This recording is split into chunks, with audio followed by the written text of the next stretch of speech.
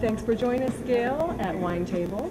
Thanks, I'm glad to be We're here. just really excited to talk with you today. So you've done Top Chef, Just Desserts, been an author, been with the best chefs. Is ambitious your middle name?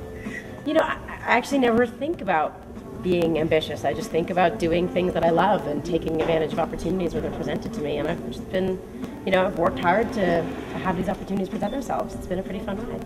Well, I finished your book. Thank you. It was awesome. Oh, it's so nice of you. Thank you so much. And there's this old proverb that says, whatever your hand finds to do, do it with all your might. Right, that's a good one. And you've lived that. I've tried my best. Another proverb that my mother used to say is, the harder you work, the luckier you are. And I feel like that's very much how I've taken life. What kind of changes do you foresee in the future? I think there's just so many exciting things going on in the food and wine world right now. Not only are there great, innovative young chefs who are, you know, pushing the boundaries of great meals and showing us new flavors and new combinations every day and new technique, but I think that right now in the world, the food and wine community is really tuned into how we impact our world, how we impact the environment, and what that means for how we eat around the world. Knowing that we eat incredibly well, and there are so many people in the world who don't and who aren't as fortunate as us. So I think that right now, so many chefs I know are really turning their attention to education, making sure people understand the connection between what we eat, where it comes from, and how it impacts our environment, and sustainability, and hunger issues that are really top of mind for all chefs, which is exciting. And I hope that you know, as time goes on, we'll find solutions so that everyone can eat healthier and live longer and enjoy what they're eating every day. Yeah, that's beautiful. So where do you see yourself 5 years from now? I have no idea. A plan? No, I never make a plan. Just going with the flow. You make a plan, and it never pans out. That's what I believe. Not in a bad way, but like you just can't possibly imagine where you'll be. So I'd love to write another book. I'd love to keep doing television. Hopefully, I'll just continue to have those opportunities. You know, 5 years ago, I never dreamed I'd be right here in Beaver Creek at the Beaver Creek Food and Wine Festival. So you just can't anticipate what the world will bring you every morning. Okay, I have a million questions I could ask, but let's get down to wine. Sure. So right off the top of your head, your current favorite red?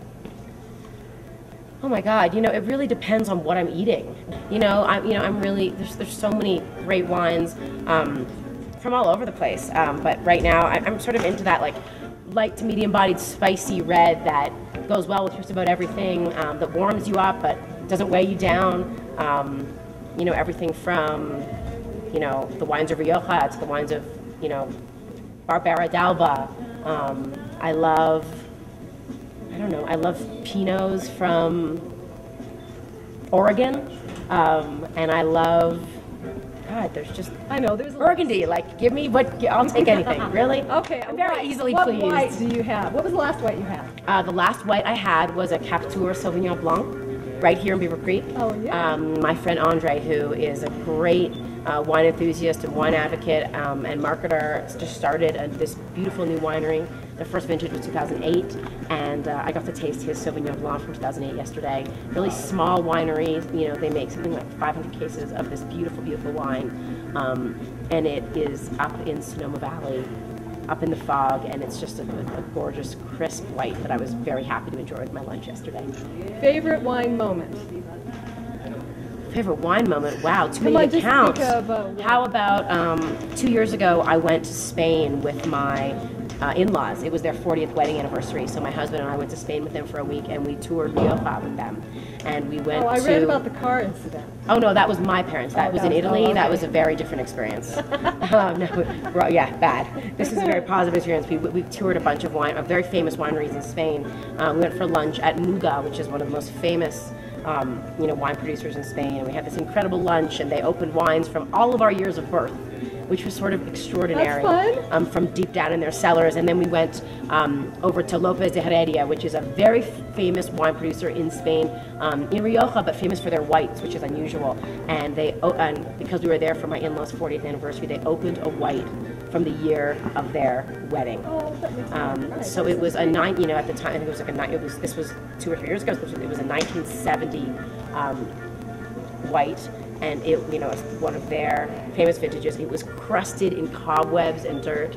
It was the color of a sunflower. It was so bright, and I thought for sure it was going to be off. And we opened it. It was the most glorious bottle of wine I've ever tasted. Beautiful. Favorite wine personality? Oh my goodness. I'd have to say Anthony Giglio. He's here with us this weekend. Anthony is a contributor to Food and Wine magazine, and I've been working with him for a decade. He's not only become one of my greatest friends and confidants, but my total guru about wine. He's so approachable, he's so knowledgeable, but more than that, he makes wine fun.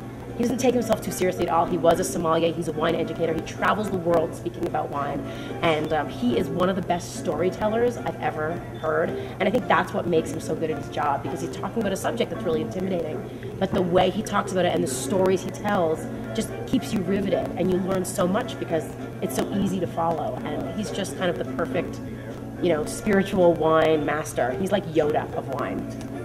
Well, thank you so much. Oh, it's a pleasure.